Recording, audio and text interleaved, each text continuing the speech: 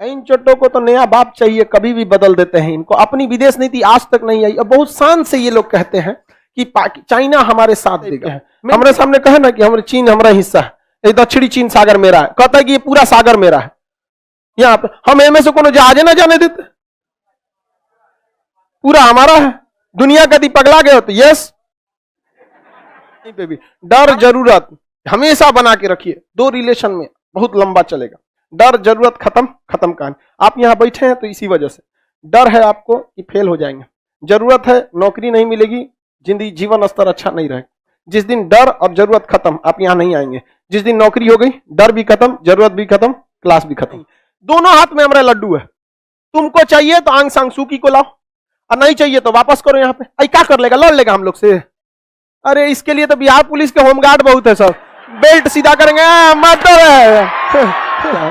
China को एक बात अच्छे से पता था कि आने वाले समय में हमको एशिया में पहुंच बनाना है और इस साइड चाइना के कोई भी देश बड़े नहीं है जिनसे कि व्यापार हो सके और चाइना के इधर से दुश्मनी ही रहता है। चाइना का जितना भी व्यापार होता है इस मलक्का से होता है और यहां अंडमान निकोबार है।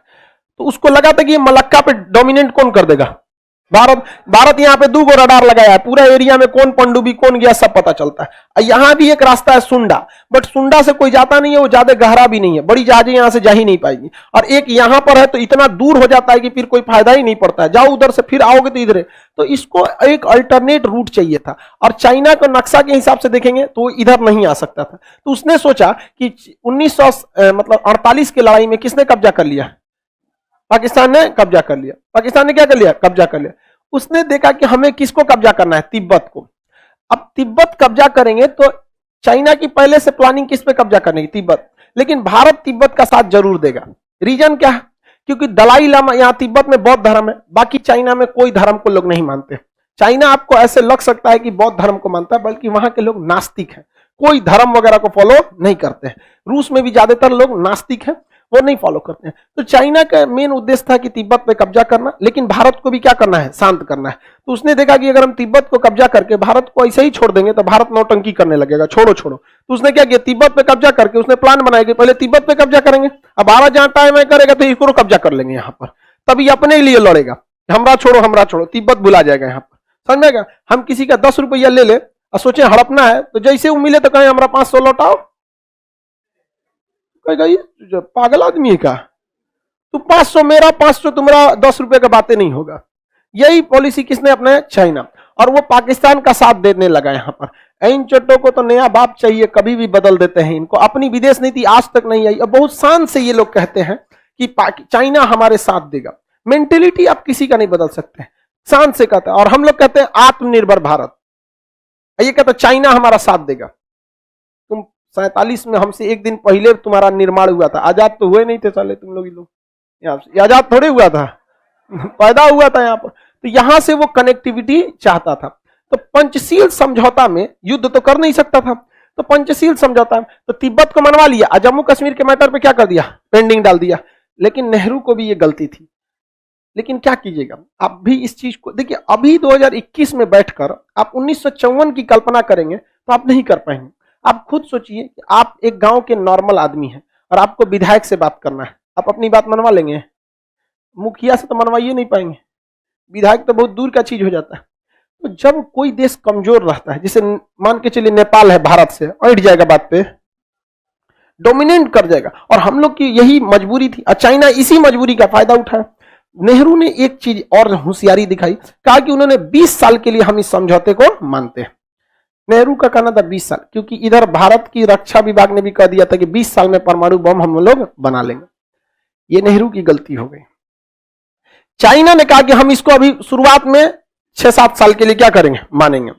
तो नेहरू ने कितना साल चाहते थे, 20 साल, लेकिन उसने इसको 20 साल के लिए माना नहीं। उसने कहा अभी हम 6 साल पहले क्या करेंगे, देखेंगे, 6 साल उसको बढ़ा के 8 साल करेंगे, उसके बाद हम इसको बढ़ा के कितना कर देंगे, 20।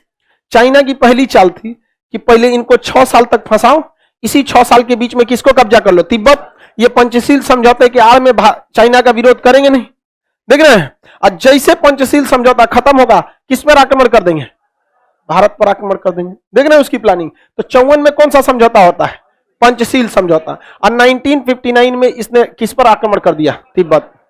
अब पंचशील समझौता के आड़ में हम क्या तिब्बत का समर्थन कर सकते थे? उसकी अखंडता की बात थी, उसका आंतरिक मामला था, युद्ध करना नहीं था, अंतर्राष्ट्रीय मामले में साथ देना था। तो अंतर्राष्ट्रीय मामले में भारत ने भी साथ दिया, कहा, नेहरू ने भी बोला कि भाई तिब्बत उनका आंतरिक मामला है। यहां गड़बड़ हो गया। अब दलाई लामा भारत में भाग के चला है। हाँ?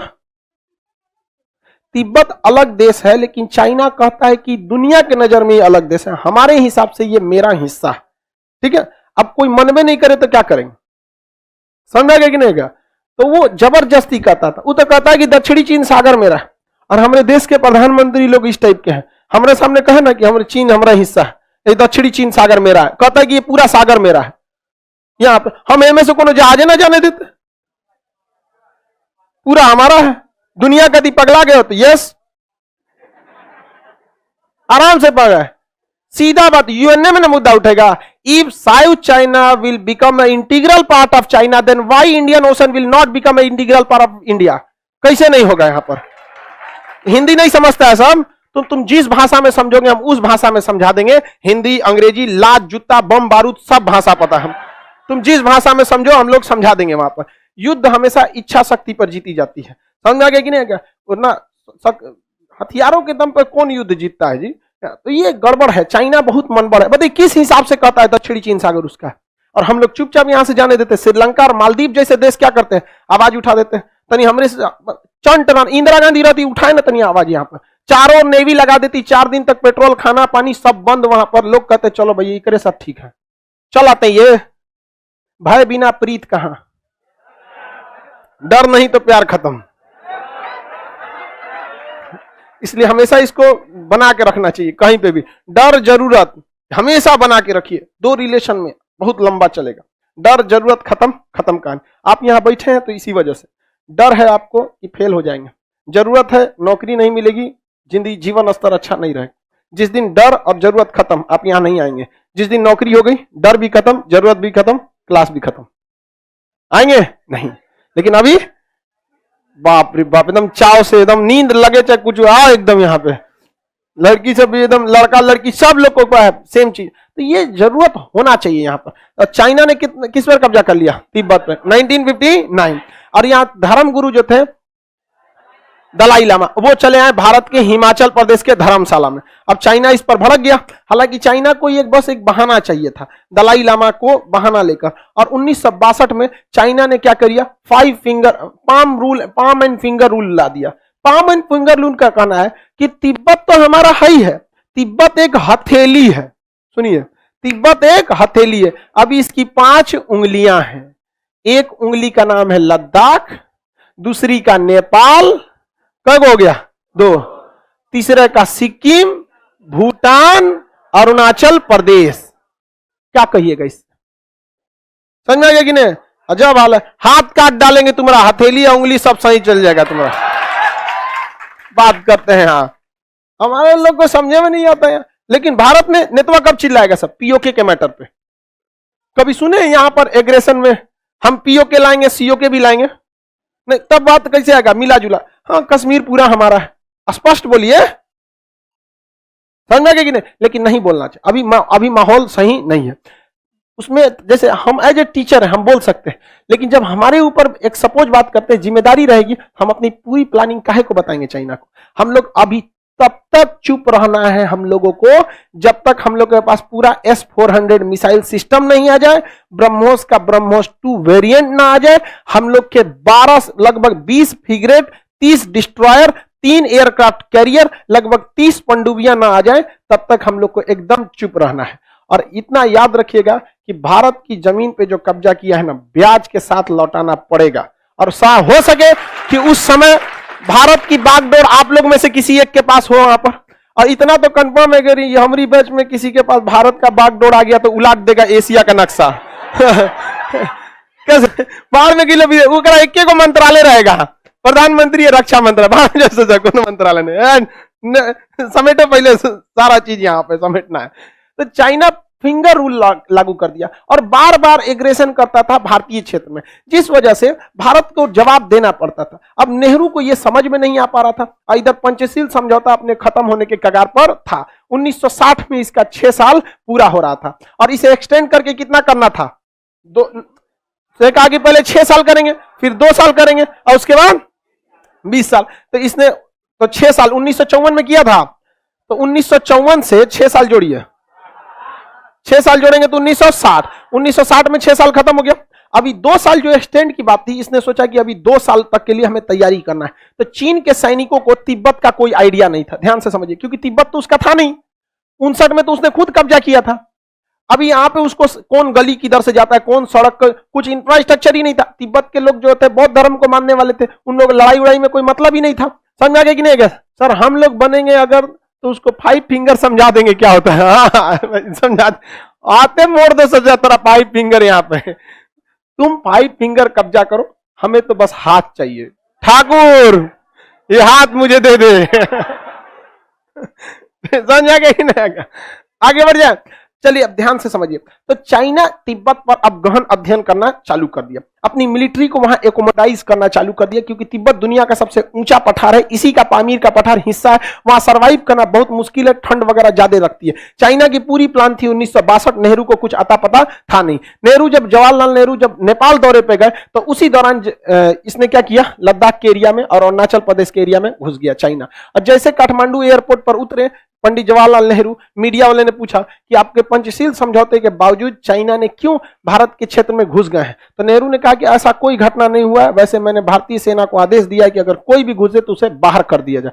चाइना ने कहा कि यह युद्ध की धमकी है और उसने फुल फ्लेजेड वार झोंक दिया इस साइड में, लद्दाख में पूरा, और इधर से पूरा अरुणाचल कब्जा कर लिया।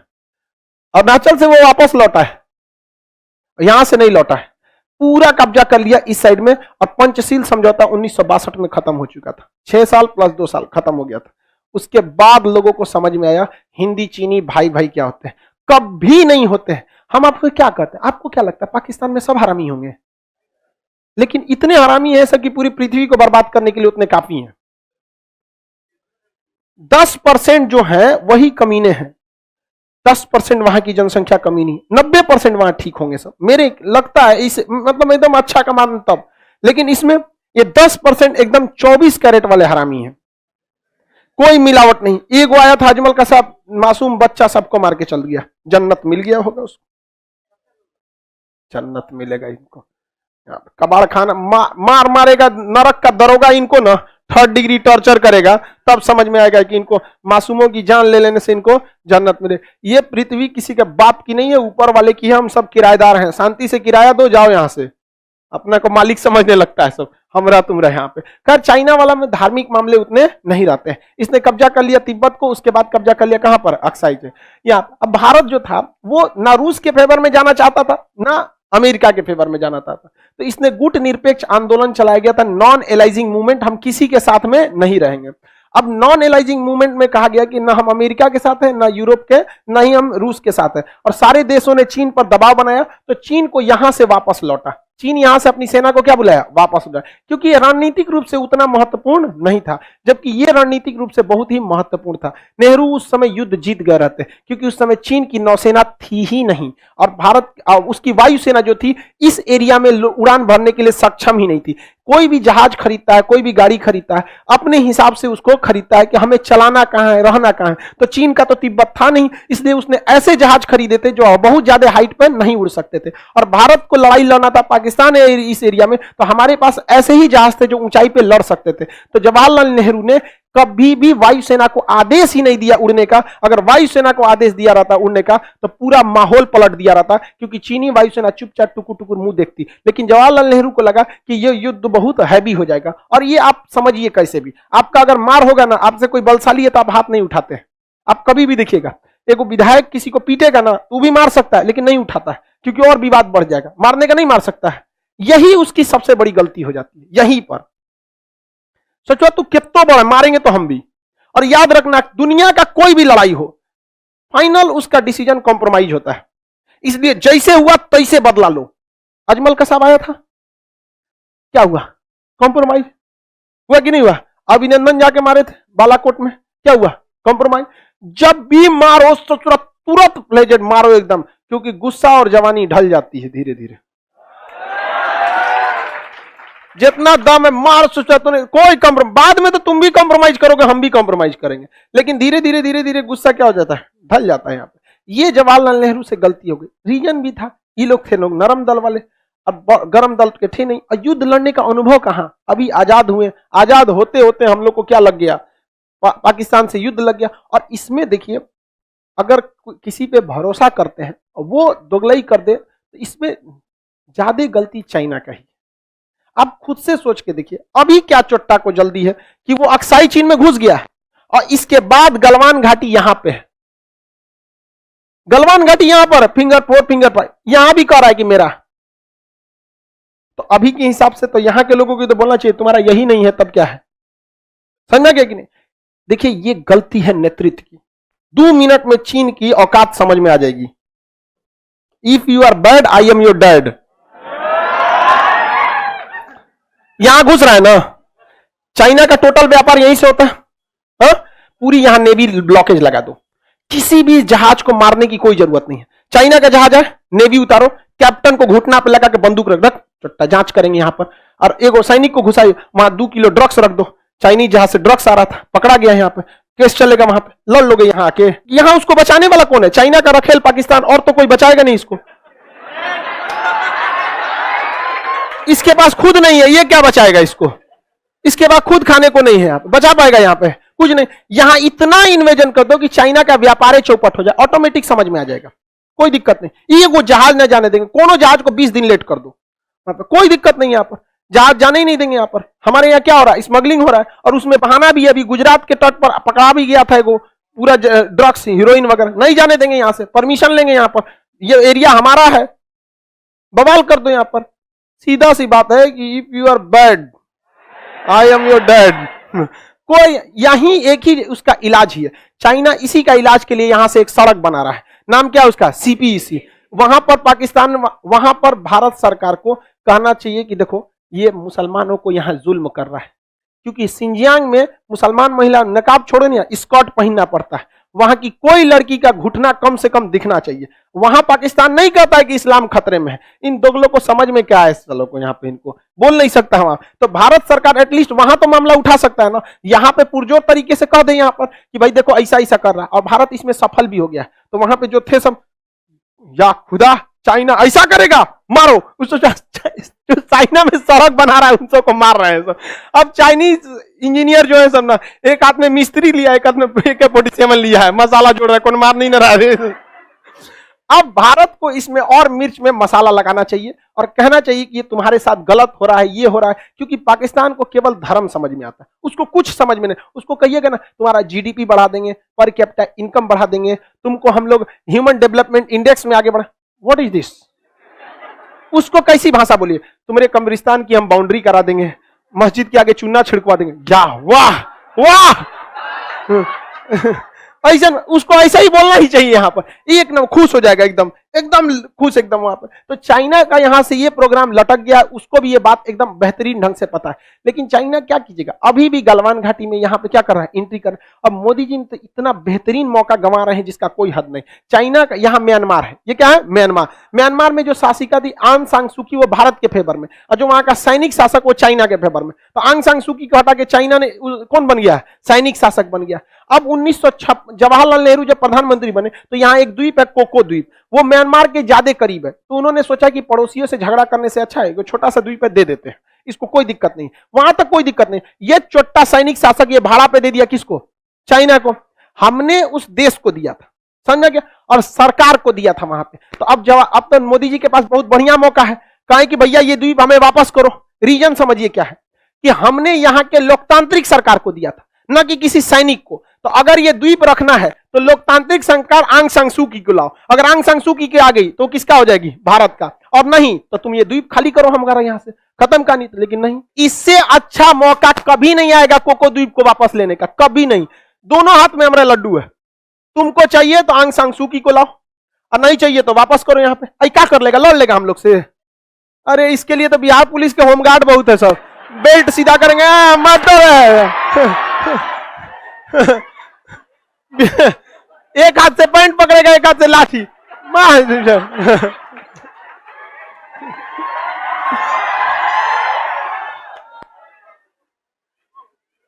नहीं समझ आया? गजब बात कर। किसी को कोई दिक्कत नहीं है? वहां पे बहुत ये गड़बड़ हो रहा है। यहाँ पे हमारे अगल बगल के पड़ोस, अभी से जो पाकिस्तान हमारे एगो सैनिक को गोली मार दिया, या सैनिक कर मछुआरा को गोली मार दिया। अजब हाल है, मछुआरा को गोली मार दिया। INS विक्रांत कोने काम का, मिसाइल मरवा दीजिए, पानी वाली जहाज में डूब जाएगा, क्या होगा? क्या परमाणु बम मारेगा? UNO में केस करेगा, केस करेगा ना। समझौता, कश्मीर का मुद्दा भी तो कैसे चल रहा है, देखो यो लड़ेंगे। लेकिन उसके बाद क्या होगा? किसी सैनिक को गोली चलाने से पहले डर लगेगा, चलो हम मारेंगे, गोली मारेगा मिसाइल। पूरी नेवी ब्लॉकेज करके रख देना चाहिए। यही एरिया है जहां चाइना को हम लोग क्या कर सकते हैं, फंसा सकते हैं। लेकिन नहीं भाई, गलती जो किया हम उसको केवल गरिया सकते हैं, कोस सकते हैं। ये हमारा कर्तव्य नहीं है। हमारा कर्तव्य ये बनता है कि उस गलती को सुधारा जाए। बाप दादा की गलती हम लोग सुधारते हैं कि नहीं, कि गरियाते हैं कि ऐसे किया वैसे किया, अरे गलती किया सुधारो उसको। यहाँ पे तो चाइना ने देखिए, वो कमीना है, वो कभी नहीं सुधरेगा। रीजन समझिए, एशिया का सबसे बड़ा देश कौन है? चाइना। रूस यूरोप में आता है क्योंकि उसकी राजधानी है। इसके बावजूद उसको अगर 1-2 कट्ठा जमीन के लिए विवाद चल रहा है तो वो आपको मेंटल टॉर्चर कर रहा है कि आप उलझे रहिए, यहां पर कोई दिक्कत नहीं है, तुम यहां से रखो, धीरे धीरे विवाद करते रहिए। कि पुराने नक्शा के हिसाब से ये पूरा एरिया राजेंद्र प्रथम का था, और राजेंद्र प्रथम ने ही हमला भी किया था। चोल शासक राजेंद्र प्रथम, याद करिए, शैलेंद्र शासक के ऊपर हमला किया था। अतः यह एरिया किसका है? हमारा है, चोल साम्राज्य के अनुसार। अतः यहां से कोई भी किसी को भी जाना है तो टैक्स देना पड़ेगा। अब लो बवाल हो जाएगा सारे की चीज, और सारा जिम्मेदारी किसको फेंक देना है? चाइना पे। सारा जिम्मेदारी उसको दिए तो हमको भी दीजिए, नहीं तो कोई दिक्कत नहीं। तो 62 की लड़ाई समझ में आ गया कि नहीं? 62 की लड़ाई में हम बहुत बुरी तरह हारे थे, बहुत बुरी तरह। चाइना ने युद्ध को रोका था, जितना उसको जमीन चाहिए था उतना कब्जा कर लिया, फिर रोक दिया। यहां पर सबसे बड़ी गलती चाइना पर बहुत ज्यादा विश्वास करना, हिंदी चीनी भाई भाई का करना। ये थोड़ी मजबूरी थी, थोड़ा उसको खुश करना था। लेकिन एयरफोर्स को आपने आदेश क्यों नहीं दिया? इनको ये लग रहा था कि हम गुट निरपेक्ष में जाएंगे, पूरी देश से लोगों को दबाव बनाएंगे तो चाइना पीछे हट जाएगा। चाइना पीछे नहीं हटा, क्योंकि देखिए ना, कोरोना फैलाने के बाद भी पीछे नहीं हटा। तो ये इसको चाइना, तो 1962 में कौन सा युद्ध हो गया? ताशकंद समझौता, हाँ? पंचशील समझौता 1956। एक और यहां गलती हुई थी, नेहरू को चाहिए था 20 साल के लिए सिक्योरिटी, तो ये कह दिया कि हमारा 20 चाहिए। समझा क्या? मान के चलिए आपको दहेज चाहिए 5 लाख, तो आप कहेंगे 5 लाख तो थोड़े मिलेगा, कम करा देगा। आपको 5 लाख चाहिए तो कितना मार्जिन रखना पड़ेगा? आप 10 लाख कहेंगे तब घट घट के कितना आएगा? 5। अब मान के चलिए अगर 5 चाहिए, आज जाके बोल देंगे 5, समझ गए? कितना मांगोगे लोग? 1 करोड़ कौन बोला? भगा देगा तुमको यहां। बगुला को 1 करोड़, तोरा बगुला की 1 कर दे, तोरा बिया हो जाए बहुत है।